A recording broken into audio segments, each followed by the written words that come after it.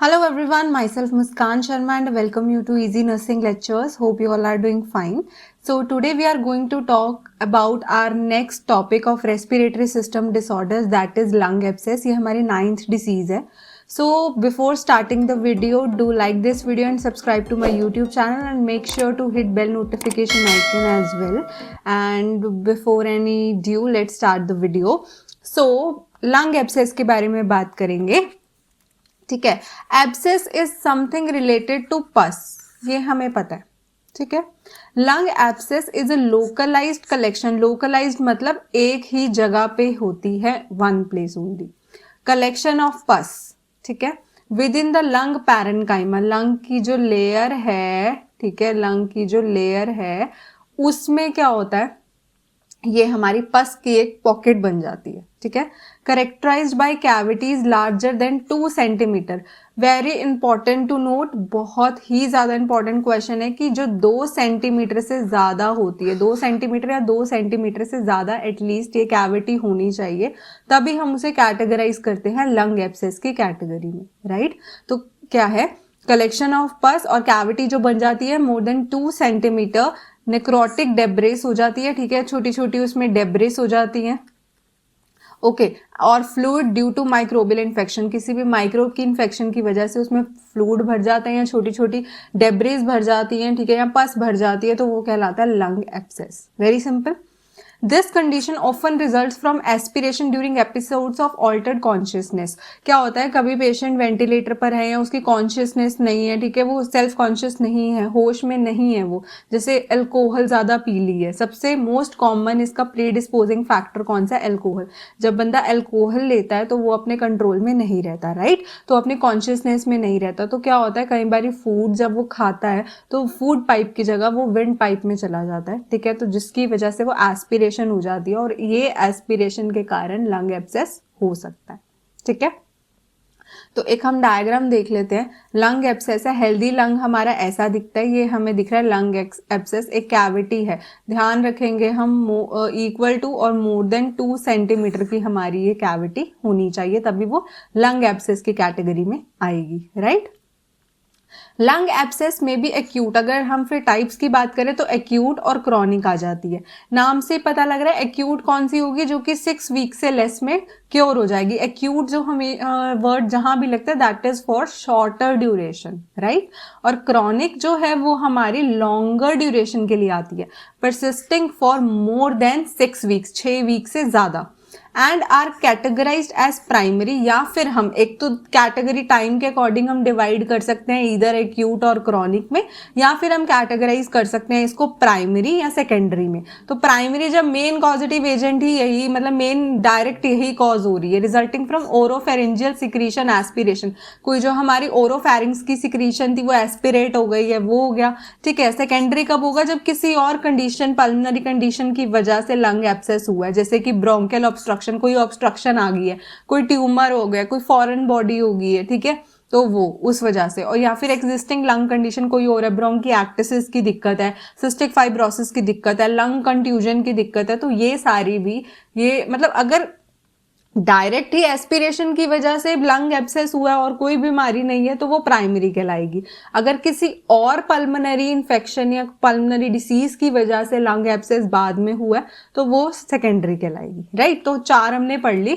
कौन कौन सी, अगर हम बात करें इसकी ड्यूरेशन को लेके, तो ड्यूरेशन के अकॉर्डिंग हमारी है एक्यूट है और हमारी कौन सी है, क्रॉनिक है. राइट. और अगर हम कॉजेटिव एजेंट के पर्सपेक्टिव से देखें तो हमारे पास 2 आ जाती है, एक प्राइमरी आती है और एक सेकेंडरी आती है. राइट. एटियोलॉजी की बात करते हैं कॉजेटिव एजेंट की. तो मोनोमाइक्रोबियल लंग एब्सेस, अगर एक ही माइक्रोब लंग एब्सेस कर रहा है तो यहाँ तो स्ट्रेप्टोकोकाई करेगा. ठीक है. जैसे स्टेफाइलोकोकस ऑरियस हो गया.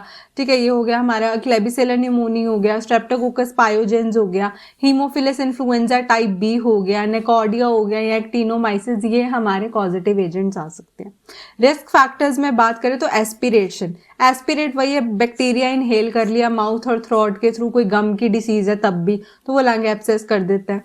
ब्लॉकेज है, कोई ट्यूमर या फॉरेन ऑब्जेक्ट है, विंड पाइप में अड़ा हुआ है तो म्यूकस ट्रैप रहेगा वहां पे, जिसकी वजह से माइक्रोब आएंगे या वो क्या करेगा, कैविटी क्रिएट कर देगा, पस आ जाएगी वहां पे, तो वो एब्सेस बन जाएगा. ठीक है.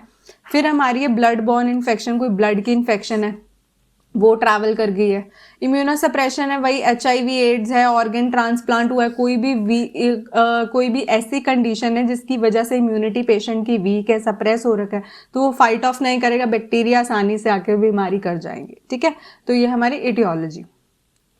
रिस्क फैक्टर्स में वही है अल्कोहल यूज डिसऑर्डर, कोई मतलब कॉन्शियसनेस जिनसे हमारी लिंगर ऑन होती है उस वजह से, रीसेंट इलनेस, कोई अभी अभी बीमारी रही हो जैसे कि निमोनिया, ऑल्टर्ड कॉन्शियसनेस ड्रग से, अल्कोहल से, एनेस्थीसिया की वजह से भी, पुअर ओरल हाइजीन, अगर मुंह का ध्यान नहीं रख पा रहे हैं। ठीक है, न्यूरोलॉजिकल कोई बीमारी ऐसी है कि मतलब बंदा न्यूरोलॉजिकल है, मतलब उसे पता ही नहीं चल रहा, वो खा रहा है पी रहा है, तो उस वजह से भी ये हमारा रिस्क फैक्टर की कैटेगरी आती है लंग एब्सेस की। राइट, पैथोफिजियोलॉजी की बात करें जैसे न्यूमोकोकी है, हेमोफिलस इन्फ्लुएंजा है या न्यूमोनिया है, ठीक है, हेमोफिलस न्यूमोनिया, तो ये लंग फ्लूइड्स वगैरह ये सब में जाएगा। ठीक है, एंटर लंग करेगा, लंग में एंटर होगा ओरोफेरेंजियल सिक्रीशन के थ्रू या ब्लड के थ्रू, हमने पढ़ा ब्लड भी हो सकता है। तो बैक्टीरियमिया कॉजेज नेक्रोसिस, जो बैक्टीरिया है ठीक है वो ब्लड में इन्फेक्शन करेगा, उसकी वजह से लंग नेक्रोसिस होगा, वहां पे कैविटीज बनेंगी जब नेक्रोसिस होगा, और लंग एब्सेस हमारी अल्टीमेटली हो जाएगी। Very easy. Sign and symptom वही है, कॉफ रहेगा पेशेंट को, खांसी रहेगी, फीवर, बुखार आएगा, बैड ब्रेथ आएगी उसके मुंह से, ठीक है, चेस्ट पेन रहेगा, शॉर्टनेस ऑफ ब्रेथ, सांस लेने में दिक्कत रहेगी, एक्सेसिव स्वेटिंग और नाइट स्वेट्स, रात को पसीना ज्यादा आएगा, वेट लूज एंड फटीग, थकावट रहेगी। ठीक है, ये तो हमारे कॉमन, आपको मतलब 10 ऐसे सिम्टम्स हैं जो आप पूरे रेस्पिरेटरी में एज इट इज लिख सकते हो। ठीक है, डायग्नोस्टिक एवेलुएशन कैसे पता लगा सकते हैं? फर्स्ट है चेस्ट एक्सरे, शोज कैविटी दिख जाएगी जब एक्सरे करेंगे पेशेंट का लंग में, ठीक है, उसमें एयर होगा या पस भरी होगी, और वो हमें कैंसर और सार्कोइडोसिस जैसी भी हमें लग सकती है। ठीक है, तो CT scan, chest x-ray is like हमें पता है कि वो चीज है, अब ये नहीं पता कि वो एब्सेस है या कि वो हमारा क्या है, कैंसर है, तो सीटी स्कैन हमारा ज्यादा सेंसिटिव है चेस्ट एक्सरे से, वो डिटेक्ट करने में हेल्प कर सकता है जो भी स्मॉल कैविटीज है उनको, और आइडेंटिफाई कर सकता है कि मेलिग्नेंसी है, कैंसर है और एब्सेस है या एम्पाइमा है, क्या चीज है, तो वो क्लियरली पता लगा सकती है। स्पूटम कल्चर्स कर सकते हैं, ठीक है, वो आइडेंटिफाई करने में हेल्प करेगा कि कॉजेटिव एजेंट कौन है, उस अकॉर्डिंग हम एंटीबायोटिक स्टार्ट कर सकते हैं। ब्रोंकोस्कोपी, वो ऑब्टेन मतलब ब्रोंकोस्कोप डालेंगे हम पेशेंट में, वो टिश्यू लेंगे उससे और पता लगा लेंगे बायोप्सी वगैरह करके कि कैंसर है या कोई पैथोजन कौन सा है, कॉजेटिव एजेंट कौन सा, एब्सेस ही है, तो ये सब पता लग जाएगा। प्लूरल फ्लूइड का कल्चर भी कर सकते हैं, उससे भी हमें ऑर्गेनिज्म का पता लगेगा। ठीक है, जो प्लूरल फ्लूइड होता है उसको सैंपल लेके उसको टेस्ट करेंगे।